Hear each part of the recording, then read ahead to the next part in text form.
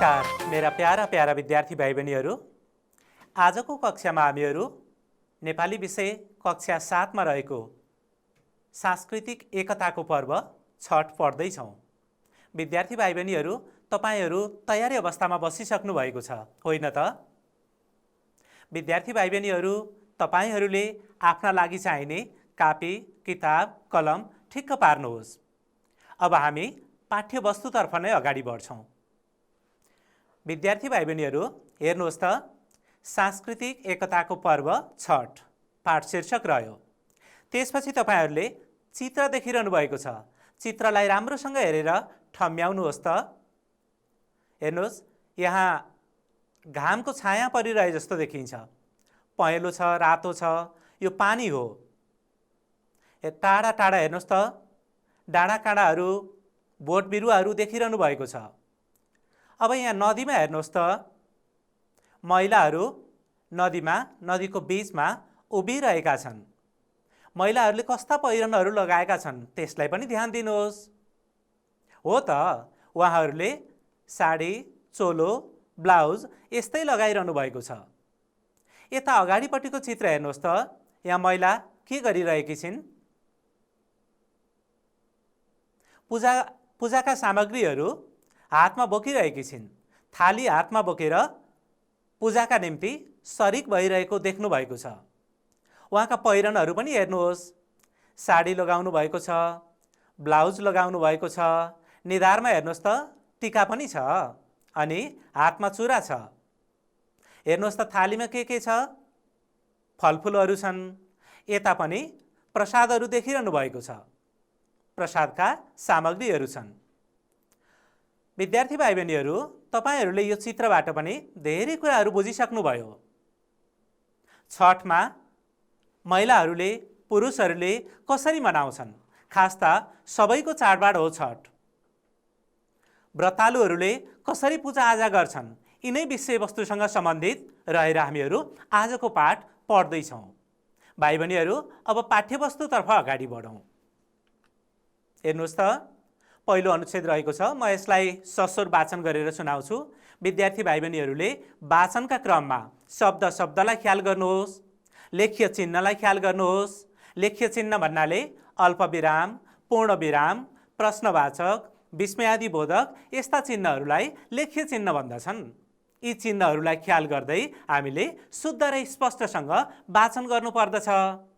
म वाचन गरेर सुनाउँछु, भाइ बहिनीहरूले पनि यसै गरी वाचनको अभ्यास गर्ने कोसिस गर्नुहोस्। हुन्छ? नेपाल बहुजातीय, बहुभाषिक, बहुधार्मिक एवं बहुसांस्कृतिक देश हो। भाइ बहिनीहरू, यहाँ अल्पविरामहरू प्रयोग भएको छ, यसलाई ध्यान दिनु पर्यो। यहाँ आफ्ना धर्म संस्कृति अनुरूपका साना ठुला धेरै चाडपर्वहरू मनाइन्छन्। दसैँ, तिहार, छठ, गौरा, माघी, लोसार, उँधौली, उँभौली, ईद, क्रिसमस आदि यहाँका मुख्य चाडपर्वहरू हुन्। यी मध्ये तराई मधेस मूलका हिन्दू धर्मावलम्बीहरूले मनाउने ठुलो चाड छठ हो। अर्को अनुच्छेद हेरौँ है त। छठ कार्तिक महिनाको शुक्ल पक्षको षष्ठी तिथिका दिन विशेष पूजा हुने पर्व हो। संस्कृत भाषाको षष्ठी शब्दबाट छठ शब्द बनेको हो। षष्ठी शब्दबाट अपभ्रंश भएर छठी, छठी, छैठ, छैठ, छठ शब्दहरू बनेका छन्। यी सबै शब्दले छठ पर्वलाई नै बुझाउँछन्। तीमध्ये छठ, छैठ, छठ बढी चल्तीका शब्द हुन्। यस पर्वका इष्टदेवलाई सूरज बाबा र छठी माई भनेर पुरुष एवं स्त्री दुवैलाई जनाउने शब्दले पुकार्दछन्। छठमा सूर्यदेव र भगवती छठी माईको पूजा आराधना हुन्छ। यस पर्वमा सूर्यदेवको पूजा र छठी माईको भजन कीर्तन गर्ने चलन रहेको छ। छठको व्रतले शारीरिक आरोग्य र मनोकामना पूरा हुने धार्मिक आस्था रहेको छ। यस पर्वमा घर बाहिर रहेका सबै सदस्यहरू घरमा भेला हुन्छन्। आफ्नो परिवारका ज्येष्ठ र स्वस्थ महिलाको नेतृत्वमा व्रत लिन्छन्। आफ्ना पति, छोराछोरी, नाति नातिना आदिको सुख शान्ति र भलाइका लागि व्रत बस्ने चलन छ। मुख्य व्रतालुलाई परिवारका अरू सदस्यहरूले आवश्यक सहयोग पुर्याउँछन्। इच्छा भएर पनि व्रत बस्न नसकेको अवस्थामा त्यसको सट्टामा अरूले पनि व्रत बस्ने परम्परा रहेको छ। भाइ बहिनीहरू, यहाँ रातो रङमा प्रयोग भएका शब्दहरू तपाईहरूले बुझिरहनु भएको छ। यी शब्दहरू तपाईलाई अर्थबोधका दृष्टिले गाह्रो पर्ने शब्दहरू हुन्। यी शब्दका अर्थ पाठको तल दिएको छ। अहिले हामी यी शब्दका बारेमा पनि छलफल गर्नेछौँ। विद्यार्थी भाइ बहिनीहरू, ससुर वाचनकै क्रममा अब म तपाईहरूलाई अर्को सामग्री देखाउँछु। अर्को अनुच्छेद ध्यानपूर्वक सुन्नुहोस्, हेर्नुहोस् र बुझ्नुहोस्। हुन्छ। छठ वैदिक कालदेखि नै मनाइँदै आएको पर्व हो भन्ने जनविश्वास छ। पाण्डवहरूले वनवास कालमा 1 वर्षको गुप्तवासको सफलताका लागि सूर्यको आराधना गरेका थिए। त्यसलाई सत्य मान्ने हो भने छठ द्वापर युगदेखि सुरु भएको थियो। सूर्य पुराणका अनुसार कार्तिक शुक्ल षष्ठीमा व्रतालुले नुहाएर शाकाहारी भोजन गर्नुपर्छ। मैथिली भाषामा त्यसलाई नहाखाए भन्दछन्। पञ्चमीमा व्रतालुहरू दिनभरि उपवास बस्छन्। साँझपख नयाँ चुलोमा आफैले खिर र पुरी पकाउँछन्। घरको पूजा कोठामा केराका पातमा पकवान्न र फलफुलहरू राख्छन्। त्यही छठी माईको पूजा गर्छन्। पूजापछि व्रतालुले चढाएको प्रसाद परिवारका सदस्यहरूलाई दिन्छन् र आफूले पनि खान्छन्। छठको यो दोस्रो दिनलाई खरना भन्छन्। भाइ बहिनीहरू, हामीले यहाँसम्म ससुर वाचन गऱ्यौँ। विद्यार्थी भाइ बहिनीहरूले पनि शब्दलाई ख्याल गर्दै, चिन्हलाई ख्याल गर्दै भाव अनुसार ससुर वाचन गर्ने कोसिस गर्नुहोस्। यसो गर्दा पढाइ राम्रो हुँदै जान्छ। हामीलाई पढौँ जस्तो लाग्छ। अनि आफूलाई पढ्न मन लागेका पाठहरू आफ्ना अभिभावकलाई पनि कहिलेकाहीँ सुनाउँदा राम्रो हुन्छ। विद्यालयमा आफ्ना साथीहरूलाई, गुरुहरूलाई त तपाईहरू सधैँ जसो सुनाउँदै आउनुभएको छ। यस्ता कार्यकलाप गर्न तपाईहरूलाई औधी रमाइलो लाग्छ। विद्यार्थी भाइ बहिनीहरू, अब यसपछि म तपाईहरूलाई अर्को कार्यकलापतर्फ अगाडि बढाउँछु। तयारी अवस्थामा रहनुहोस् है त। तलका शब्दलाई शुद्धसँग उच्चारण गर्नुहोस्। शुद्ध उच्चारण अभ्यास गर्छौँ विद्यार्थी भाइ बहिनीहरू हामी यो खण्डमा।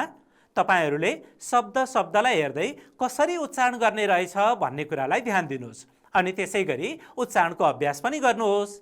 पहिला म उच्चारण गर्छु, त्यसपछि मेरा प्यारा प्यारा विद्यार्थी भाइ बहिनीहरूले उच्चारण अभ्यास गर्नुहुन्छ। हेर्नुहोस् है त। धार्मिक, धार्मिक। सांस्कृतिक, सांस्कृतिक। लोसार, लोसार।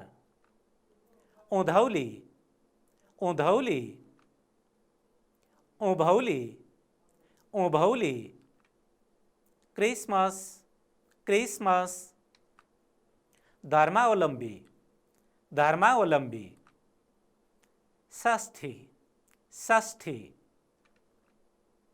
अपभ्रंश, अपभ्रंश। आराधना, आराधना। नेतृत्व, नेतृत्व।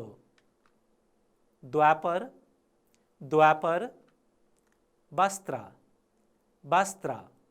ख्याल गर्नुहोस् विद्यार्थी भाइ बहिनीहरू, यहाँ लेख्य रूपमा ओ प्रयोग भएको छ, तर हामी बोल्दाखेरि यसलाई अथवा कथ्य भाषामा बोल्दाखेरि बको उच्चारण गर्दछौँ। लेख्दा र बोल्दाखेरि कतिपय शब्दहरू फरक पर्न सक्छन्। लेखाइका दृष्टिले र बोलाइका दृष्टिले यसलाई पनि ख्याल गर्दै अभ्यास गर्नुभयो भने हाम्रो शुद्धाशुद्धि राम्रो हुन्छ। अर्को हेर्नुहोस् त। पकवान्न, पकवान्न। पुराण, पुराण। विद्यार्थी भाइ बहिनीहरू, यो खण्डमा हामीहरूले शुद्ध उच्चारण अभ्यास गऱ्यौँ। शुद्ध उच्चारण अभ्यास गर्दा तपाईहरूको वाचन शैली अझै राम्रो हुँदै जान्छ। शब्दलाई शुद्ध र स्पष्टसँग कसरी उच्चारण गर्ने भन्ने कुरालाई ध्यान दिइहाल्नुभयो। यसपछि तपाईहरूले आफ्नो अतिरिक्त समयमा यी अभ्यासहरूलाई जोड्दै लैजानुहोस्। यी अभ्यासहरूमा आधारित रहेर अभ्यास गर्नुहोस् र सुनाउने पनि गर्नुहोस्। विद्यार्थी भाइ बहिनीहरू, अब अर्को कार्यकलापतर्फ अगाडि बढौँ। शब्द र अर्थ बुझ्नुहोस्।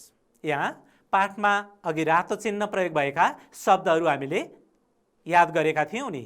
हो तिनै शब्दसँग सम्बन्धित रहेर शब्द र तिनका अर्थहरूलाई देखाइएको छ। विद्यार्थी भाइ बहिनीहरूलाई रातो रङ प्रयोग नभएका अथवा तपाईहरूलाई शब्द र अर्थको खण्डमा नदिएका शब्दका बारेमा केही कुरा बुझ्न मन लाग्यो भने आफ्नो घरमा अथवा विद्यालयमा शब्दकोश हुन्छ, त्यो शब्दकोशलाई हेर्न सक्नुहुन्छ। त्यसै गरी आजभोलि प्रविधिमा थुप्रै कामहरू भएका छन्। तपाईहरूले आफ्नो मोबाइलमा, आफ्ना बुबाआमाहरूको मोबाइलमा त्यसमा शब्दकोशलाई डाउनलोड गर्नुहोस् र त्यहाँबाट पनि शब्दका अर्थ, उच्चारण अनि वर्णविन्यास, शुद्धाशुद्धि जस्ता कुराहरू हेर्न, पढ्न, बुझ्न पाउनुहुन्छ। यसो गर्दा कति धेरै कुराहरू हामीलाई जानकारी मिल्छन्। ती कुराहरूलाई पनि तपाईहरूले ख्याल गर्न सक्नुहुन्छ।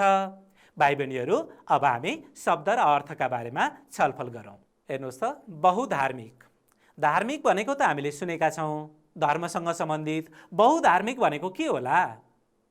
बहु भनेको धेरै, धार्मिक भनेको धर्मसँग सम्बन्धित। धेरै धर्मसँग सम्बन्धित भनेको त हो नि। तपाईँहरूको अनुमान अनि मैले भनेका कुरा र पाठमा दिएको शब्दार्थमा के रहेछ ख्याल गर्नुहोस् त। धेरै धर्मको हो नि, ठ्याक्कै यही अर्थ चाहिन्छ हो, बहु चाहिन्छ भन्ने होइन। अर्थलाई तपाईहरूले स्पष्टसँग बुझ्नुहोस् अनि त्यसपछि आफ्नै शैलीमा पनि यसलाई भन्न सक्नुहुन्छ। तर मुख्य कुरा चाहिँ छुट्न हुँदैन नि। गौरा। सुदूरपश्चिमाञ्चलतिर कृष्ण जन्माष्टमीको अघिल्लो दिनदेखि सप्ताहव्यापी रूपमा मनाइने पर्व गौरा पर्व हामीले सुन्दै आएको पर्व हो। कति विद्यार्थी भाइ बहिनीहरूले त गौरा पर्वमा नाचगान गर्ने पनि गर्नुहुन्छ, धुमधामसँग गौरा पर्व मनाउनुहुन्छ, होइन त? माघी, यो पनि तपाईँहरूले सुनेकै शब्द हो। माघी केसँग सम्बन्धित छ? चाडपर्व हो यो। कहिले मनाइन्छ? माघी भनेपछि पक्कै माघमै मनाइन्छ। अनि कसको पर्व होला? त्यो पनि तपाईहरूले अनुमान गरिसक्नुभयो। ल हेर्नुहोस् त, थारू जातिले माघे सङ्क्रान्तिका दिन मनाउने विशेष पर्व जसलाई माघी भन्दछौँ। माघी अरूले पनि मनाउँछन्, तर थारूहरूको चाहिँ यो विशेष पर्व हो। लोसार। लोसार, लोसार पनि तपाईहरूले सुनेकै शब्द हो। कति विद्यार्थी भाइ बहिनीहरूले त लोसार मनाउने गर्नुहुन्छ। ल लोसारका बारेमा हेर्नुहोस् त। तामाङ, गुरुङ र शेर्पा जातिले नयाँ वर्षका रूपमा मनाउने प्रसिद्ध पर्व। उँधौली। मङ्सिर महिनाको शुक्ल पक्षको पूर्णिमाका दिन किराँत जातिले मनाउने प्रसिद्ध पर्व। उँधौली, उभौली यी पनि तपाईहरूले सुनेकै शब्दहरू हुन्। अर्को रहेको छ ईद। ईद पनि तपाईहरूलाई नौलो लाग्ने शब्द होइन। ख्याल गर्नुहोस् त, गौरा, माघी, लोसार, उँधौली जस्तै ईद पनि चाड हो, ईद पनि पर्व हो।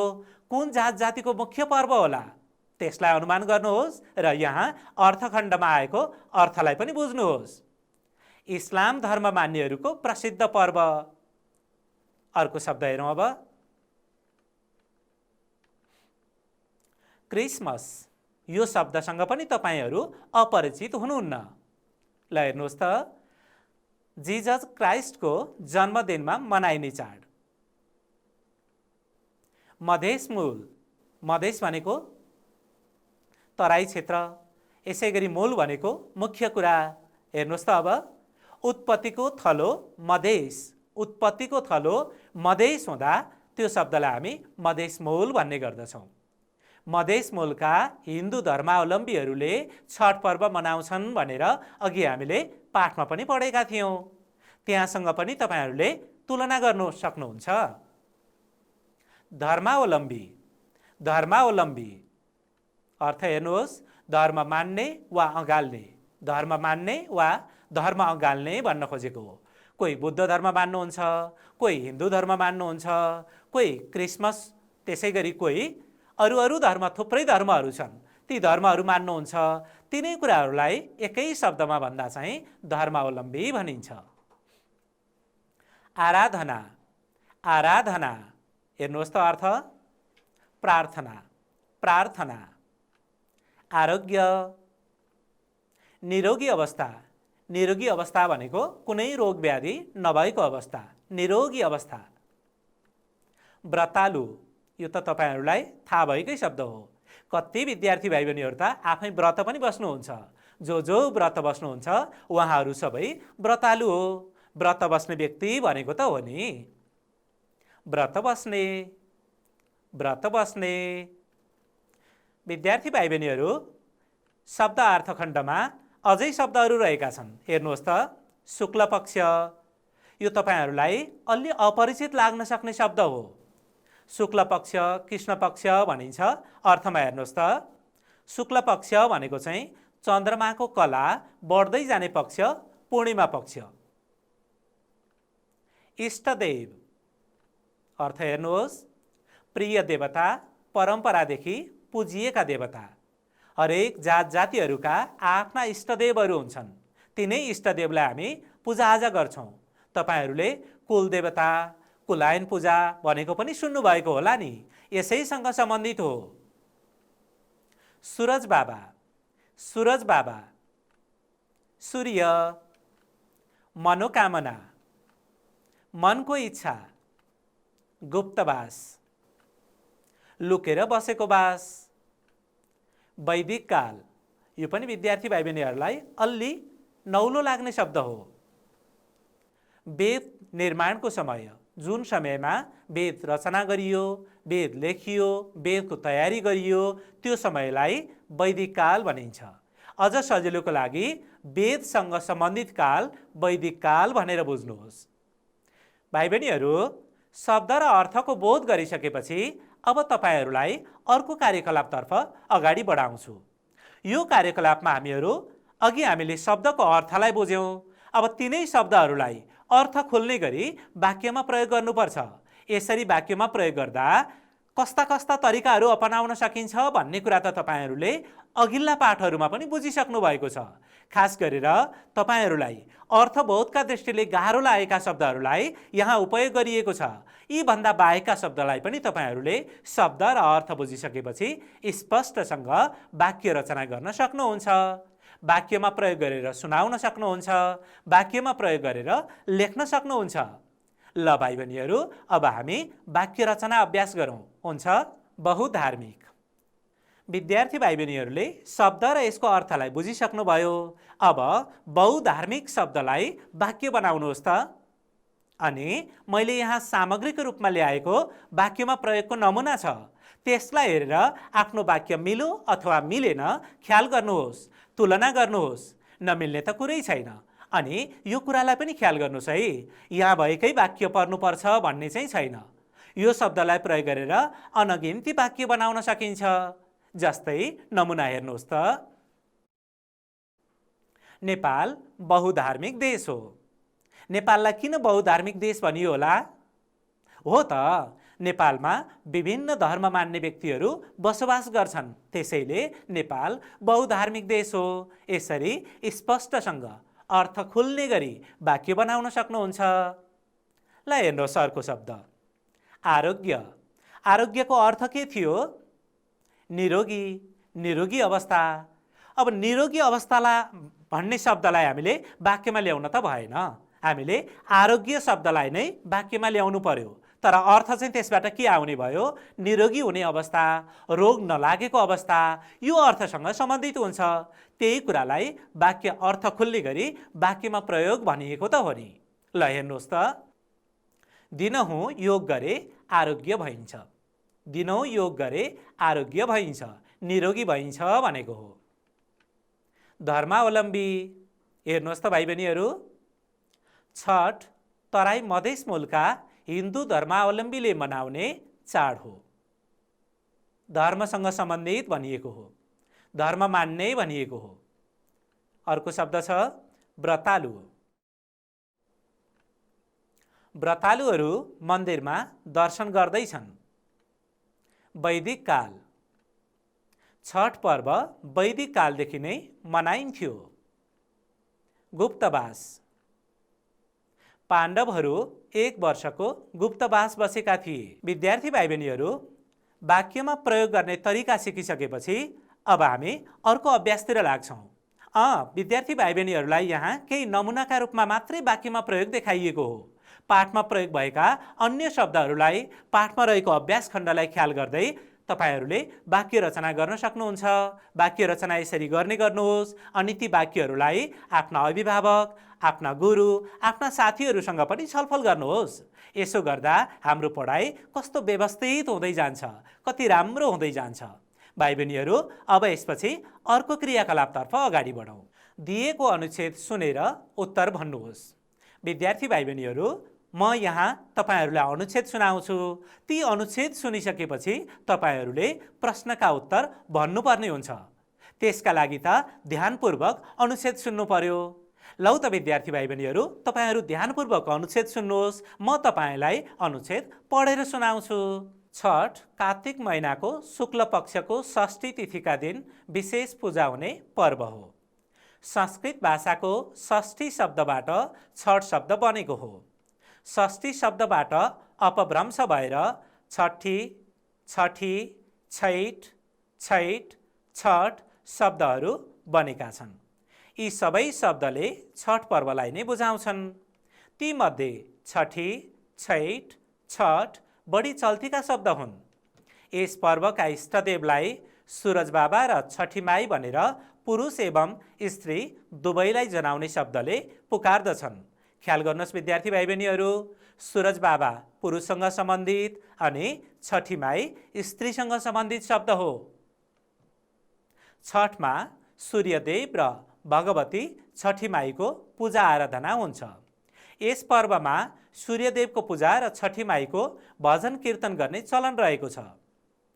छठको व्रतले शारीरिक आरोग्य र मनोकामना पूरा हुने धार्मिक आस्था रहेको छ। यस पर्वमा घर बाहिर रहेका सबै सदस्यहरू घरमा भेला हुन्छन्। आफ्नो परिवारका ज्येष्ठ र स्वस्थ महिलाको नेतृत्वमा व्रत लिन्छन्। आफ्ना पति, छोराछोरी, नाति नातिना आदिको सुख शान्ति र भलाइका लागि व्रत बस्ने चलन छ। मुख्य व्रतालुलाई परिवारका अरू सदस्यहरूले आवश्यक सहयोग पुर्याउँछन्। इच्छा भएर पनि व्रत बस्न नसकेको अवस्थामा त्यसको सट्टामा अरूले पनि व्रत बस्ने परम्परा रहेको छ। भाइ बहिनीहरू, तपाईहरूले यो अनुच्छेद सुन्नुभयो। अब यही अनुच्छेदसँग सम्बन्धित भएर हामी प्रश्नोत्तर अभ्यास गरौँ। तपाईहरू सबैजना तयारी अवस्थामा हुनुहुन्छ। ल, आफ्ना उत्तरहरूलाई तुलना गर्नुहोस्। म प्रश्न सोध्छु अनि तपाईहरू उत्तर भन्नुहोस्। मैले नमुनाका रूपमा देखाएका उत्तरहरूलाई पनि हेर्नुहोस् र बुझ्नुहोस्। प्रश्न रहेको छ, कहिले विशेष पूजा हुन्छ? कहिले हुन्छ विशेष पूजा? भाइ बहिनीहरू, अघिको अनुच्छेदमा हामीले सुनेका छौँ। ल भन्नुहोस् त। स्याबास भाइ बहिनीहरू, तपाईहरूको अनुमान सही छ। ल हेर्नुहोस् त यहाँ उत्तर। कार्तिक महिनाको शुक्ल पक्षको षष्ठी तिथिका दिन विशेष पूजा हुन्छ। ख्याल गर्नुहोस् है, पाठका कुराहरू नै यहाँ रहनु पर्यो। हामीले अरू सन्दर्भमा जानेका बुझेका कुराहरूलाई चाहिँ यहाँ समेट्न सक्दैनौँ। हामीले यहाँ उत्तर दिने कुराहरू अनुच्छेदसँग सम्बन्धित अथवा भर्खरै सुनेको अनुच्छेदसँग सम्बन्धित हुनुपर्छ। अर्को प्रश्न हेरौँ अब। छठ पर्वलाई बुझाउने चल्तीका शब्द कुन कुन हुन्? अघि हामीले सुनेका थियौँ नि, छठलाई जनाउने थुप्रै शब्दहरू रहेछन्। ती शब्दहरूमध्ये चल्तीका शब्द भनेर 3वटा शब्दलाई दिएको थियो। ख्याल गर्नुहोस् त। हो त, तपाईहरूको अनुमान मिलेको छ। ल हेर्नुहोस् त उत्तर। छठ पर्वलाई बुझाउने चल्तीका शब्द छठी, छैठ र छठ हुन्। यसै गरी अर्को प्रश्न रहेको छ, छठ पर्वमा कसको पूजा हुन्छ? यो त धेरै मुख्य कुरा हो।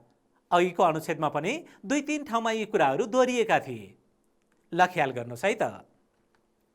छठ पर्वमा सूर्यदेव र छठी माईको पूजा हुन्छ। सूर्यदेवलाई सूरज बाबा पनि भनिएको थियो अघि। सूरज बाबा भनेको सूर्यको अर्को नाम रहेछ। तराई मधेस मूलमा सूर्यदेवलाई सूरज बाबा पनि भनिदो रहेछ। बुझिहाल्नु भयो नि। यी थप कुराहरू पनि तपाईहरूले सँगसँगै बुझ्नुभयो भने झनै राम्रो हुन्छ। ल अर्को प्रश्न हेर्नुहोस् त। कसको नेतृत्वमा व्रत लिइन्छ? कसको नेतृत्वमा व्रत लिइन्छ? भाइ बहिनीहरू अनुमान गर्नुहोस् त। कसले व्रत बस्नुहुन्छ? व्रतको नेतृत्व कसले लिनुहुन्छ? यी कुराहरू हामीले भर्खरै सुनेका हौँ। परिवारको को व्यक्ति होला व्रत बस्ने? महिला हो कि, पुरुष हो कि, वृद्ध हो कि, वृद्धा हो कि, को पर्नुभयो होला? तपाईहरूको अनुमान पक्कै पनि मिलेको छ। उत्तर हेर्नुहोस् त। परिवारका ज्येष्ठ सदस्य र स्वस्थ महिलाको नेतृत्वमा व्रत लिइन्छ। बुझ्नुभयो है? ल, अब अर्को प्रश्न रहेको छ, कुन अवस्थामा अरूले व्रत बस्ने परम्परा छ? अनुच्छेदको अन्तिम खण्डमा आएको थियो नि, यदि व्रत बस्नुपर्ने व्यक्ति अस्वस्थ हुनुभयो भने, बिरामी पर्नुभयो भने, शारीरिक रूपमा उहाँलाई समस्या पर्यो भने अर्को व्यक्ति पनि व्रत बस्न सक्छ भनेको थियो नि। कुन अवस्थामा होला भन्ने कुरालाई हेक्का लिनुभयो है? बुझ्नुभयो है? ल हेर्नुहोस् त। इच्छा भएर पनि व्रत बस्न नसकेको अवस्थामा अरूले व्रत बस्ने परम्परा छ। इच्छा छ तर व्रत बस्न सकिएन भने को व्रत बस्दो रहेछ?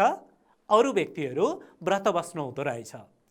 इच्छा भएर पनि व्रत बस्न नसकेको अवस्थामा अरूले व्रत बस्ने परम्परा छ।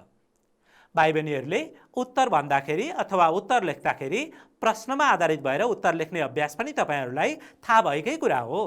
हामीले एक शब्दमा यस्ता प्रश्नका उत्तर एक शब्दमा अथवा थोरै शब्दमा पनि बताउन सकिन्छ, तर शब्दात्मक उत्तर नभइकन वाक्यात्मक उत्तर दिनुपर्छ अथवा प्रश्नलाई जोडेर पूर्ण वाक्यमा उत्तर भन्नुपर्छ। उत्तर लेख्दाखेरि पनि यही तरिका अपनाउनुपर्छ। यो पनि तपाईहरूले सधैँ गर्ने गरेको अभ्यास हो। जम्बा तपाईहरूलाई सजिलो होस् भनेर मैले दोहोऱ्याइदिएको हुँ। भाइ बहिनीहरू, यो अभ्यासपछि अब हामी अर्को अभ्यासतिर लाग्छौँ।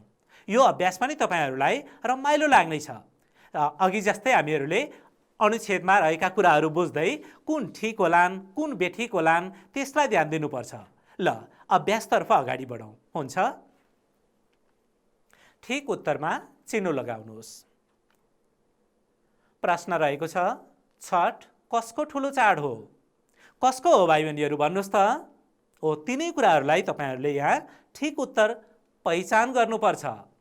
तराई मूलका हिन्दू धर्मावलम्बीहरूको, मधेस मूलका हिन्दू धर्मावलम्बीहरूको, तराई मधेस मूलका हिन्दू धर्मावलम्बीहरूको, तराई मधेस मूलका बौद्ध धर्मावलम्बीहरूको।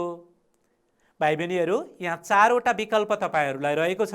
यसमध्येमा एउटा मात्रै उत्तर सही छ। त्यही सही उत्तरमा तपाईले ठिक चिन्ह लगाउनु पर्यो। ल भन्नुहोस् त, कुन चाहिँ उत्तर ठिक छ?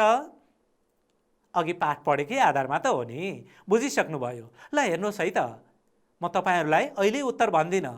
कुनमा चिन्ह लाग्दो रहेछ त्यसलाई ख्याल गर्नुहोस् अनि आफ्नो उत्तरलाई पनि तुलना गर्नुहोस्। ल हेर्नुहोस् त, तराई मधेस मूलका हिन्दू धर्मावलम्बीहरूको ठुलो चाड छठ हो भनेर हामीले बुझेका थियौँ नि। हो, त्यही कुरा हो। यही तरिकाले तपाईहरूले ठिक लगाउनुपर्छ। अब दोस्रो प्रश्न हेर्नुहोस्, कुन भाषाको षष्ठी शब्दबाट छठ शब्द बनेको हो? यो पनि अघि तपाईहरूले राम्रोसँग बुझिसक्नु भएको छ। विकल्पहरू रहेका छन्, संस्कृत, मैथिली, भोजपुरी, थारू। कुन चाहिँ होला उपयुक्त उत्तर? अनुमान गर्नुहोस् त। ल हेर्नुहोस् है त, हो त, संस्कृत भाषाको षष्ठी शब्दबाट छठ शब्द बनेको हो। अपभ्रंश भएर छठ शब्द बनेको हो भन्ने कुरा हामीले अघिको पाठमा बुझेका थियौँ नि। त्यही कुरालाई यहाँ जोड्ने त हो नि, केही गाह्रो छैन। अब अर्को प्रश्न हेर्नुहोस् भाइ बहिनीहरू, कसले वनवास कालमा सूर्यको आराधना गरेका थिए? हेर्नुहोस् त, कौरव, पाण्डव, युधिष्ठिर, दुर्योधन। कसले होला? हो त, पाण्डवहरूले वनवास कालमा सूर्यको आराधना गरेका थिए। ठिक उत्तर पाण्डवमा लगाइदिने। अर्को प्रश्न रहेको छ, छठको व्रतमा के को धेरै महत्त्व हुन्छ? ल विकल्पहरू हेर्नुहोस्, कपडा, प्रसाद, गहना, पवित्रता। उपयुक्त उत्तर कुन रहेछ? अनुमान गर्नुहोस्। पवित्रता।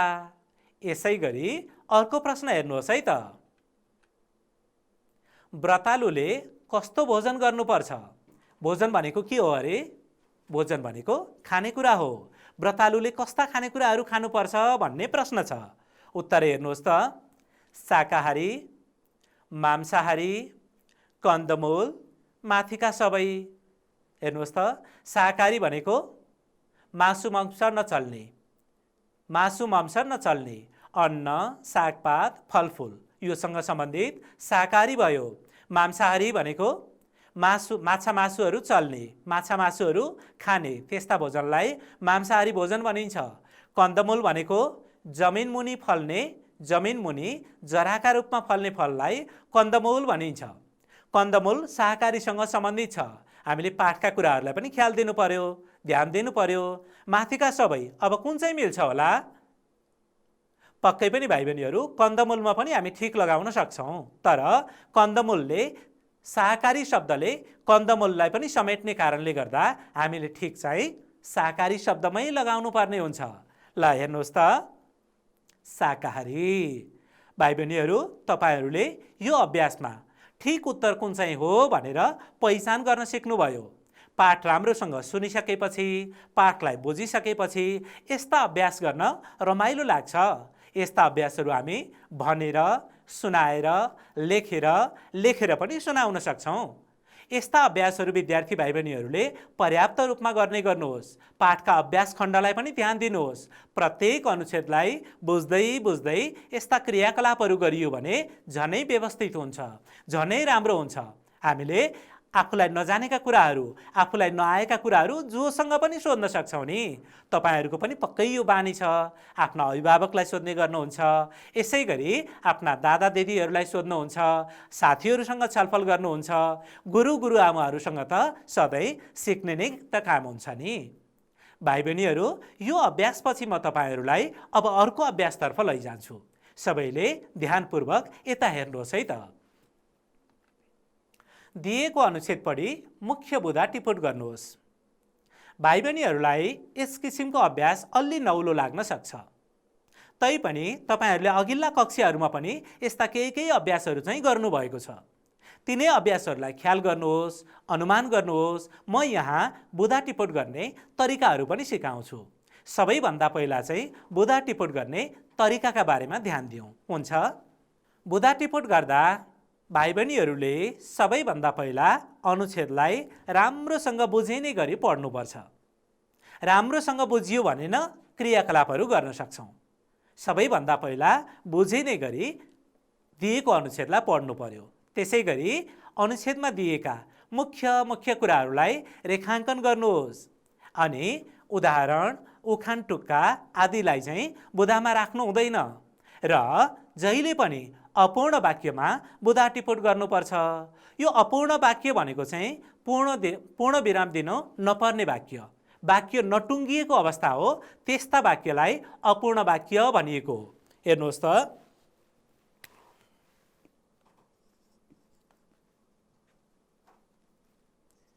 उनीहरू घर जाँदै गरेका। हेर्नुहोस् त, यहाँ पूर्ण विराम दिन त मिलेन। यसमै हामीले बुँदालाई टुङ्ग्याउनु पर्छ। यो कुरालाई ख्याल गर्नुहोस्। यहाँ पूर्ण विराम दिन त मिलेन किनभने वाक्य पुरा भएको छैन। त्यसै कारणले गर्दा भाइ बहिनीहरू हामीले बुँदा टिपोटमा चाहिँ यस किसिमका अपूर्ण वाक्यहरू बनाउनु पर्ने हुन्छ। बुझ्नुभयो है? भाइ बहिनीहरूलाई म बुँदा टिपोटको केही नमुनाहरू यहाँ सामग्रीबाट पनि देखाउँछु। अगाडि हेर्नुहोस् त, यहाँ अनुच्छेद छ। अनुच्छेदलाई म पढेर सुनाउँछु। छठको व्रतमा पवित्रताको धेरै महत्त्व रहन्छ। व्रतालुले शरीर र वस्त्रको शुद्धतामा बढी ख्याल राख्नुपर्छ। व्रत अवधिभरि नयाँ र शुद्ध कपडा लगाउनुपर्छ। पूजा सामग्री र प्रसादका निम्ति तयार गरिने पकवान र फलफुलको शुद्धतामा ध्यान दिनुपर्छ। व्रतालुले कार्तिक महिनाको आरम्भदेखि नै माछा मासु, लसुन प्याज आदि खानु हुँदैन। भाइ बहिनीहरू बुँदा अनुमान गर्नुहोस् त। अब सुरुकै खण्डबाट अथवा सुरुको वाक्यबाट अनुमान गर्नुहोस् त। छठको व्रतमा पवित्रताको महत्त्व हुने। हेर्नुहोस् त, यिनै कुराहरूलाई पहिलो वाक्यलाई नै हामीले अपूर्ण वाक्य बनायौँ। दोस्रो बुँदा हेर्नुहोस् त। व्रतालुले शरीर र वस्त्रको शुद्धतामा ख्याल राख्नुपर्ने हो। यहाँ पनि अपूर्ण वाक्य भयो। भाइ बहिनीहरूले यही तरिकाले बुँदा टिपोटको अभ्यास गर्नुहोस्। यसो गर्दा तपाईहरूलाई बुँदा टिपोट सम्बन्धी धारणा स्पष्ट हुन्छ, राम्रोसँग बुँदा टिपोट गर्न सक्नुहुन्छ। यिनै कुराहरूलाई, यिनै तरिकाहरूलाई ख्याल गर्दै बुँदा टिपोटको पनि अभ्यास गर्नुहोस्। विद्यार्थी भाइ बहिनीहरू, आजको कक्षामा हामीले पाठको सस्वर पठन, त्यसै गरी शब्द र अर्थको बोध, शुद्ध उच्चारण, वाक्यमा प्रयोग गर्ने तरिका अनि प्रश्नका उत्तरहरू भन्ने अनि ठिक बेठिक के रहेछ, ठिक बेठिक भन्दा पनि ठिक उत्तरलाई पहिचान गरेर ठिक चिन्ह लगाउने अनि बुँदा टिपोटसँग सम्बन्धित अभ्यासहरू गऱ्यौँ। विद्यार्थी भाइ बहिनीहरूले यस्ता अभ्यासहरू निरन्तर गर्नुहोस्। आजको कक्षाको निर्धारित समय सकिनै लाग्यो। विद्यार्थी भाइ बहिनीहरूसँग फेरि अर्को कक्षामा रमाइलो भेटघाट हुनेछ। तबसम्मको लागि म बिदा चाहन्छु। सम्पूर्ण विद्यार्थी भाइ बहिनीहरूलाई नमस्कार।